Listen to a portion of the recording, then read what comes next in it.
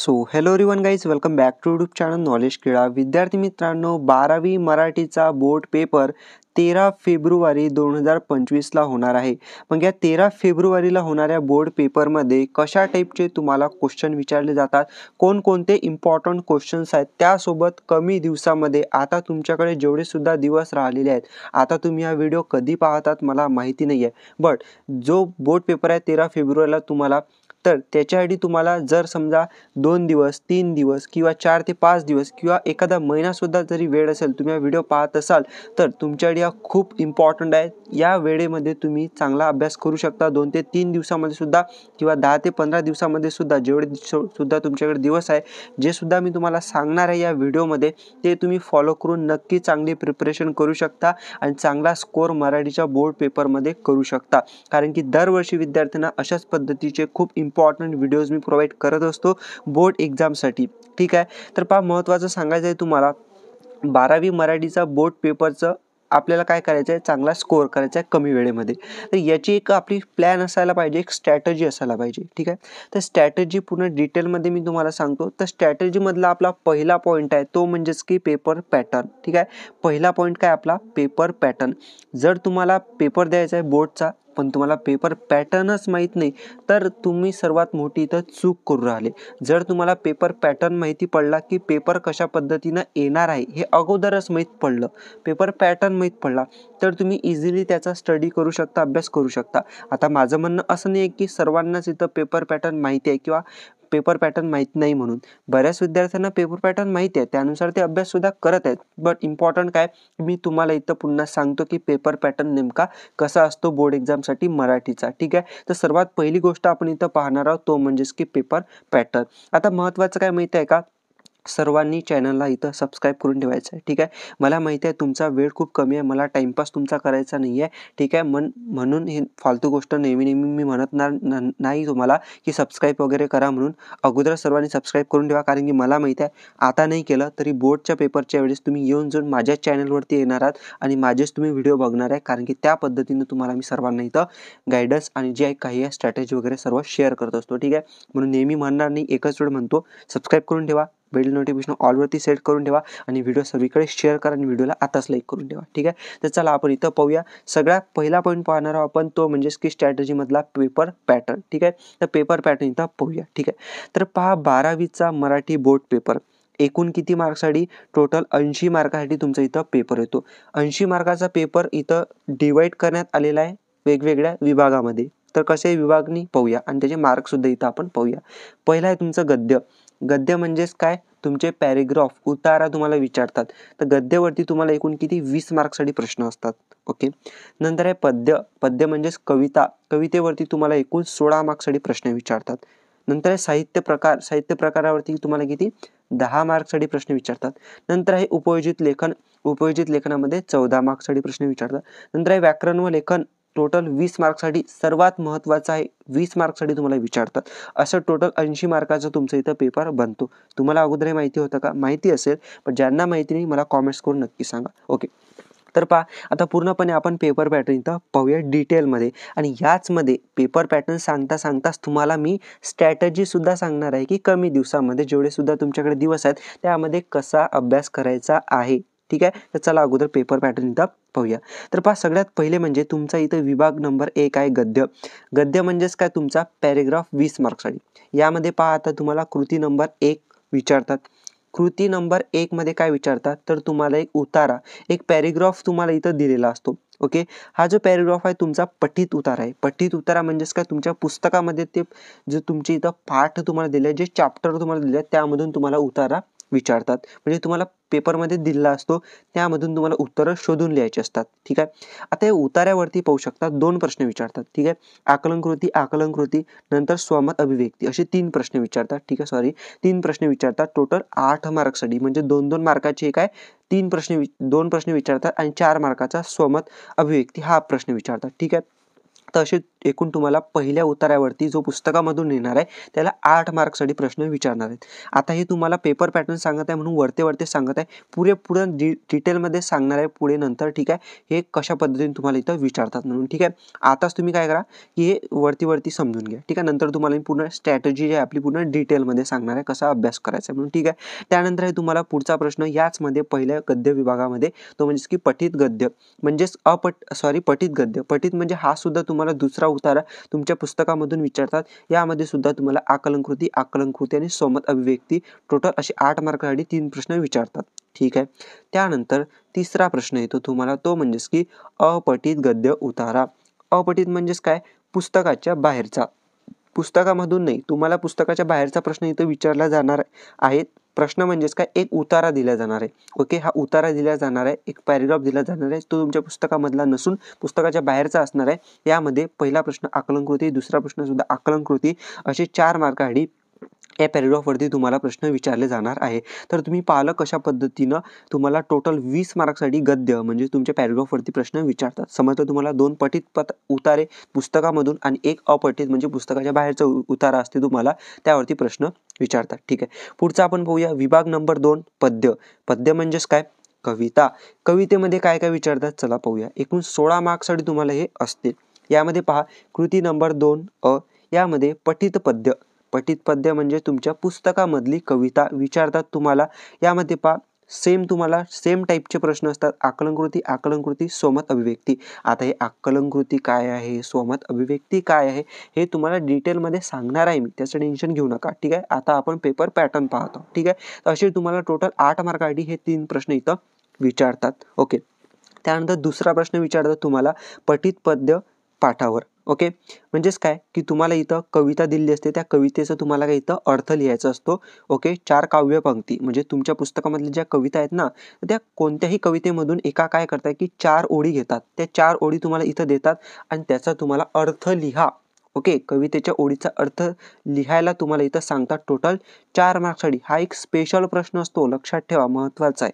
त्यानंतर हे तुम्हाला नंबरचा पद्यामध्येच प्रश्न असतो, या विभागामध्ये 4 मार्क्ससाठी विचारतात.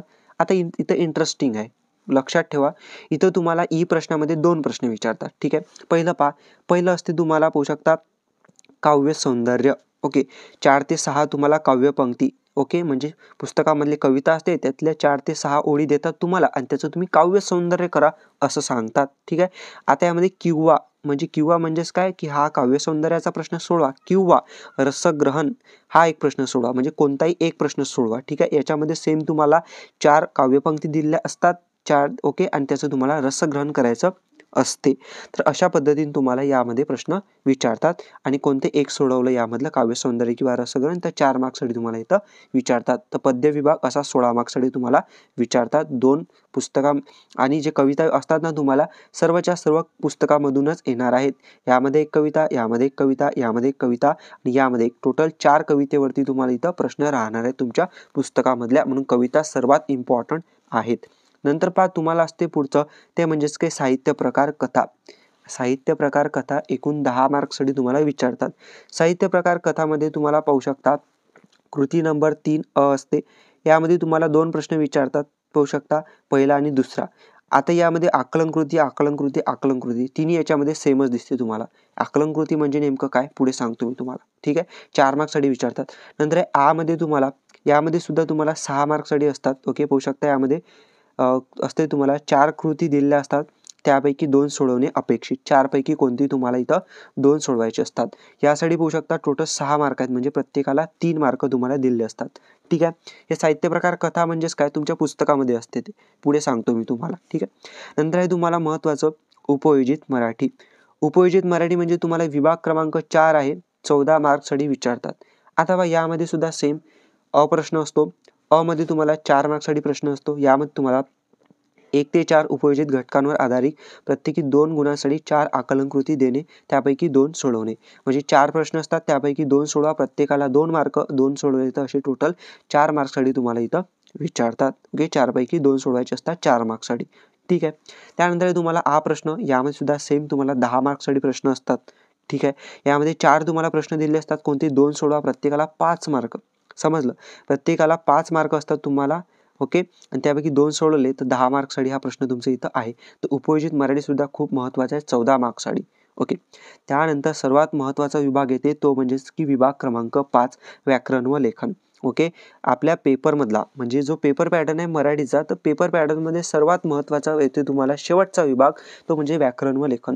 व्याकरण व लेखनामध्ये काय दिलेलं असते चला सांगतो. तर पहा, सर्वात पहिलं असते तुम्हाला 20 मार्कासाठी हा विभाग असतो. ओके, यामध्ये तुम्हाला टोटल 2 मेन प्रश्न असतात. ठीक आहे, तर 2 मेन प्रश्नापैकी सर्वात पहिला मेन प्रश्न तो असतो व्याकरणावरती.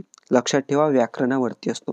व्याकरणाचे टोटल 5 प्रश्न विचारतात. हे 5 प्रश्न वाक्यरूपांतर, समास, प्रयोग, अलंकार आणि वाक्प्रचार. प्रत्येकाला 2-2 मार्क आहेत प्रत्येकाला, आणि एकूण टोटल 10 मार्कासाठी हे 5 प्रश्न असतात. खूप महत्त्वाचे आणि सोपे प्रश्न आहेत. जेवढा वेळ आहे ना तुमच्याकडे, या वेळेमध्ये तुम्ही हे गॅरंटीड करू शकता. मी सांगतो कसे करायचे. ठीक आहे, त्यानंतर आहे तुम्हाला पुढचा प्रश्न शेवटचा निबंध लेखन. खूप सोपा प्रश्न 10 मार्क्ससाठी विचारतात. 5 निबंध दिले असतात तुम्हाला 5, आणि याच्यापैकी कोणताही एक निबंध तुम्हाला इथं सोडवायचा असतो 10 मार्कसाठी. ठीक आहे, तर हा झाला तुमचा पूर्ण पेपर पॅटर्न. ओके, मराठीचा. ठीक आहे, एकूण 20 मार्कसाठी व्याकरण लेखन विभाग. टोटल 5 विभाग असतात. टोटल 80 मार्काचा पेपर असतो, आणि पूर्ण मी तुम्हाला पेपर पॅटर्न आता सांगितलेलं आहे. आता महत्त्वाची आपली स्ट्रॅटेजीमधला दुसरा पॉईंट. पहिला पॉईंट कोणता पाहिला आपण? पेपर पॅटर्न पाहिला. आणि महत्त्वाचं तुम्हाला समजत आहे का हे मला कॉमेंट्स करून नक्की सांगा. ओके, आणि तुम्ही कोणत्या म्हणजे कोणत्या विषयावरती अजून तुम्हाला इम्पॉर्टंट व्हिडिओ पाहिजे, तसं तुम्हाला सर्वच विषयावरती देणार आहे, पण तरी मला कॉमेंट्स करा. कॉमेंट्स केल्यानं काय होते की मला समजते की तुम्ही नेमकं कोणती व्हिडिओज तुम्हाला गरज आहे वगैरे, आहे ना, आणि तुम्ही खरंच सिरियसली अभ्यास करता हे सुद्धा मला इथं कळते. ठीक आहे, म्हणून व्हिडिओला लाईक करा जे सिरियसली अभ्यास करत असतील, आणि व्हिडिओ सर्वीकडे शेअर करा. तुम्ही पाहू शकता की ते चांगल्या पद्धतीनं सोप्या भाषेमध्ये मी तुम्हाला एक्सप्लेन करत आहे. असं एक्सप्लेनेशन मी सांगतो तुम्हाला कुठंच मिळणार नाही. हे मी गॅरंटीड म्हणजे 100% देऊ शकतो गॅरंटी तुम्हाला. असं एक्सप्लेनेशन तुम्हाला कुठंच मिळणार नाही, म्हणून 100% इथं ओके व्हिडिओ शेअर करून ठेवा. ठीक आहे, तर बघू शकता आता महत्त्वाचं आपल्या स्ट्रॅटेजीमधला दुसरा पॉईंट ते म्हणजेच की कमी वेळेमध्ये, ओके, कमी वेळ आहे तुमच्याकडे, त्या कमी वेळेमध्ये बेस्ट स्कोर कसा करायचा. बेस्ट स्कोर म्हणजे काय, चांगले मार्क कसे घ्यायचे, चांगला अभ्यास करून. ठीक आहे, असे मार्क नाही घ्यायचे, आपल्याला चांगला अभ्यास करायचा आहे. चांगला अभ्यास करूनच मार्क मिळतील, तसे मार्क नाही मिळत. आणि कमी वेळेमध्ये सुद्धा तुम्ही तो अभ्यास करू शकता. बट कसा करू शकता, तर चला आपण स्ट्रॅटेजी इथं पाहूया. ठीक, तर तुम्ही बोर्डचा पेपर पॅटर्न पाहिला, मी जसं सांगितलं नक्की पाहिलं असेल. ओके, इथपर्यंत आल्या म्हणजे आता महत्त्वाचं काय, तुम्ही एक ऑब्झर्व गोष्ट केली का की यामध्ये नेमके सोपे सोपे टॉपिक्स कोणते आहेत हे तुम्ही ऑब्झर्व केलं का? नसेल केलं, मला माहिती आहे, कारण की तुम्हाला एवढा एक्सपिरियन्स नाही आहे सध्या, कारण की तुम्ही पहिल्यांदा बोर्ड एक्झाम वगैरे देता. बट काही विद्यार्थी असतात की ते ऑब्झर्व करतात की ठीक आहे, हे सोपीवाले टॉपिक्स आहेत, हे आपण कमी वेळेमध्ये करू शकतो, हे फिक्सवाले क्वेश्चन्स आहेत, दरवर्षी येतात. बट इम्पॉर्टंट काय, मी तुम्हाला सांगतो काहीच प्रॉब्लेम नाही, टेन्शन घेऊ नका, कारण की माझं जो एक्सपिरियन्स आहे त्यावरून तुम्हाला इथं पूर्णपणे गायडन्स मिळणार आहे. ओके, फुल ऑफ जवळपास तुम्हाला इथं 3 ते 4 वर्ष झाले बोर्ड एक्झामसाठी स्पेशली अशा पद्धतीचे इम्पॉर्टंट व्हिडिओज इथं विद्यार्थ्यांना देत असतो बोर्ड एक्झाम जेव्हा त्यांची असते. ठीक आहे, त्यामुळे टेन्शन घेऊ नका. पास सांगतो तुम्हाला. इम्पॉर्टंट काय, आपल्याला 80 मार्काचा पेपर आहे, तर 80 पैकी आता 20 मार्क तुम्हाला शाळेमधून मिळणार. ठीक आहे, 20 पैकी आता असं मी सांगतो जास्तीत जास्त शाळेमध्ये तुम्हाला 18, 19, 20 असे मार्क दिले जातात, त्याचं टेन्शन नाही. ठीक आहे, 20 पैकी. आता इम्पॉर्टंट काय, आपल्याला जो रिटर्न एक्झाम आहे 80 पैकी आपल्याला चांगला स्कोर करायचा आहे. ठीक आहे, आता मी सांगतो, सिरियसली सांगतो. ओके, लक्ष ठेवा, जे विद्यार्थी व्हिडिओ इथं पाहतात, आता ज्या विद्यार्थ्यांचा कंप्लीट, ठीक आहे, मराठीचा कंप्लीट अभ्यास झाला असेल ना, तरी हे विद्यार्थी व्हिडिओ पहा. सेकंड गोष्ट, ज्यांचा अर्धा अभ्यास झाला असेल तरीसुद्धा हे व्हिडिओ पहा. ज्यांचा काहीच अभ्यास झाला नसेल, तिसरे विद्यार्थी तिसऱ्या टाईपचे, तरीसुद्धा पहा. मी जे स्ट्रॅटेजी आता सांगत आहे तुम्ही नक्की फॉलो करा, तुम्हाला 100% तर रिझल्ट भेटणार. ठीक आहे, आता पहा, 80 पैकी जर तुम्हाला आता रिटर्न पेपरमध्ये एक्झाममध्ये मार्क मिळवायचे आहेत, तर इम्पॉर्टंट काय राहणार, जे इथं फिक्सवाले क्वेश्चन्स आहेत, की सोपेवाले प्रश्न आहेत, कमी वेळेमध्ये तुम्ही करू शकता, चांगला अभ्यास करू शकता, तर असे क्वेश्चन तुम्हाला इथं करायचे आहेत. आता असे कोणते क्वेश्चन्स आहेत, कसे करायचे सांगतो. ठीक आहे, सगळ्यात पहिलं म्हणजे असे क्वेश्चन्स आहेत ते म्हणजे व्याकरण व लेखन या विभागामध्ये. पहा, लक्षात ठेवा, व्याकरण व लेखन विभागामध्ये 20 मार्क्ससाठी पहिले हे जे 5 प्रश्न आहेत, वाक्यरूपांतर, समास, प्रयोग, अलंकार आणि वाक्प्रचार, कमी वेळेमध्ये तुम्ही हे करू शकता. ठीक आहे, आता वाक्यरूपांतर असो, समास असो, प्रयोग असो, अलंकार असो, वाक्प्रचार असो, हे व्याकरणाचे प्रश्न जरूर असले पण तुम्हाला काय करायचं आहे माहिती आहे का, की वाक्य रूपांतर कसं करतात हे तुम्हाला समजून घ्यायचं आहे. म्हणजे एका वाक्याचं दुसऱ्या वाक्यामध्ये काय करायचं असतं, रूपांतर करायचं असते. ओके, आता एका वाक्याचं दुसऱ्या वाक्यामध्ये रूपांतर करायचं असते तर ते समजून घ्यायचं आहे. नंतर समास, समासमध्ये तुम्हाला सामासिक शब्द समजून घ्यायचा आहे, विभक्ती समजून घ्यायची आहे.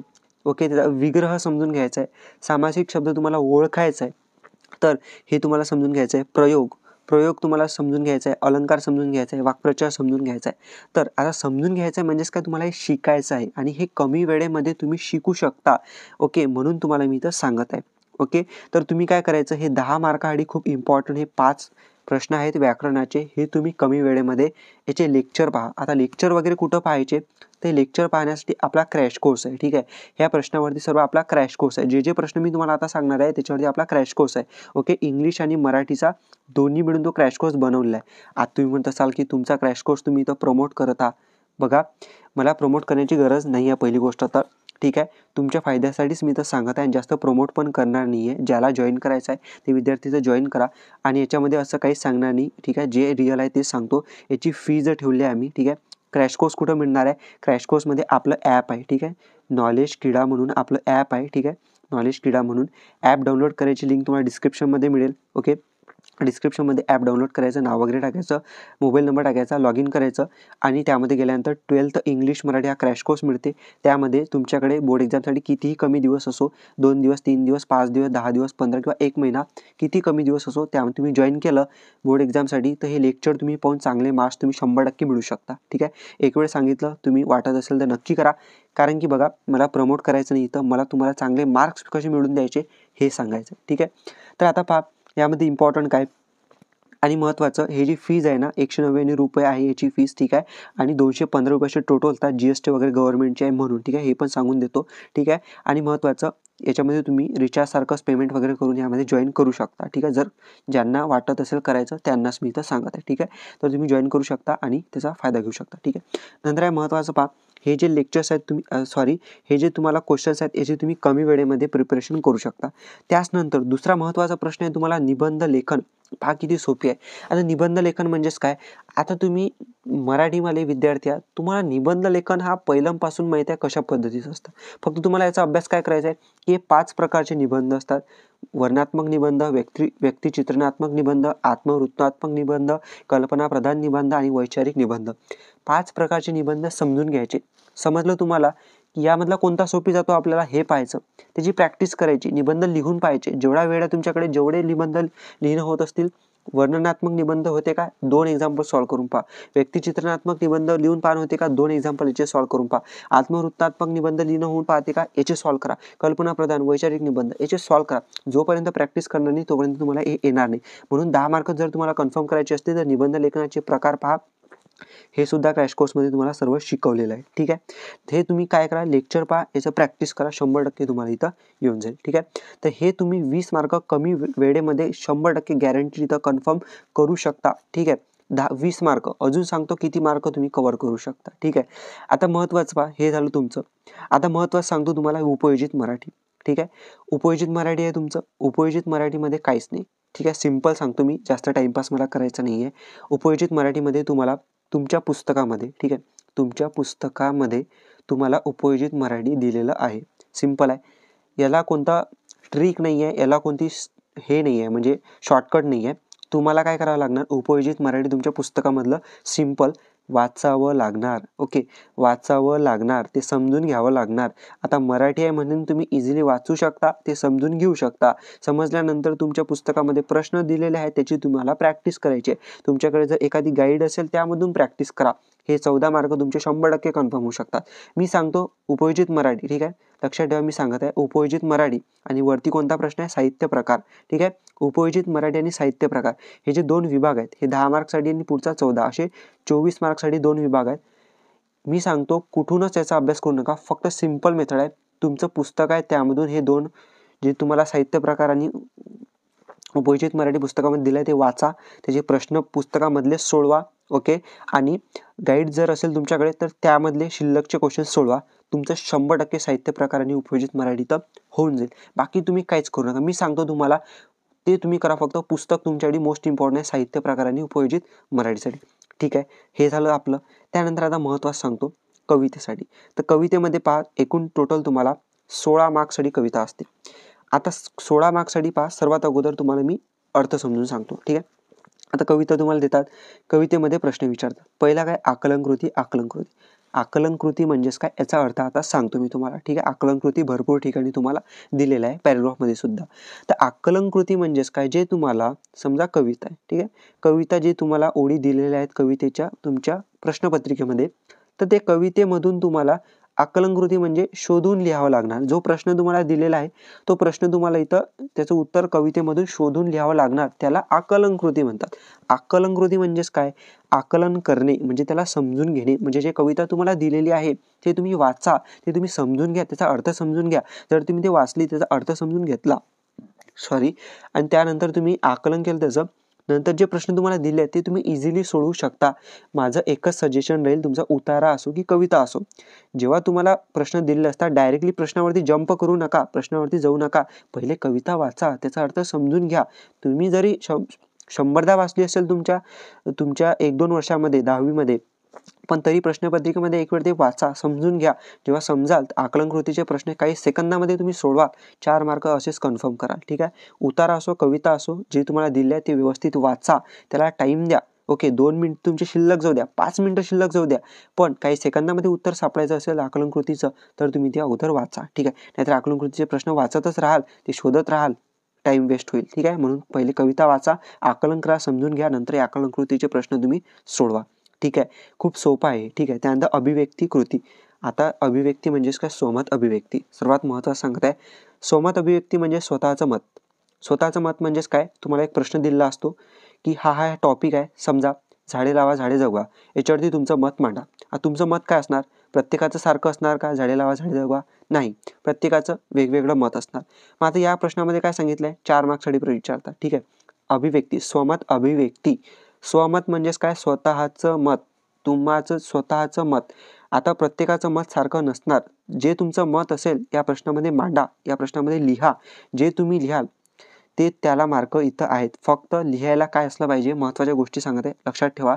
जे तुम्ही लिहाल ते अर्थपूर्ण असलं पाहिजे. ओके, त्याला महत्त्व असलं पाहिजे.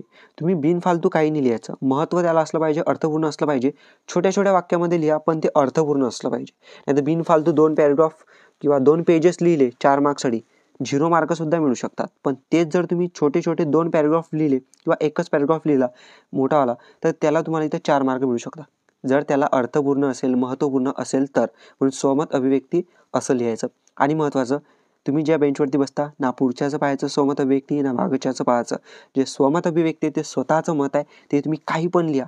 अरे तुम्हाला स्वतःचे काही विचार आहेत ना, तर मग ते तुम्ही लिहा ना स्वमत अभिव्यक्तीमध्ये. त्याचसाठी तुम्हाला प्रश्नपत्रिका आहे, त्याचसाठी तुम्हाला हे मार्क दिले आहेत ना.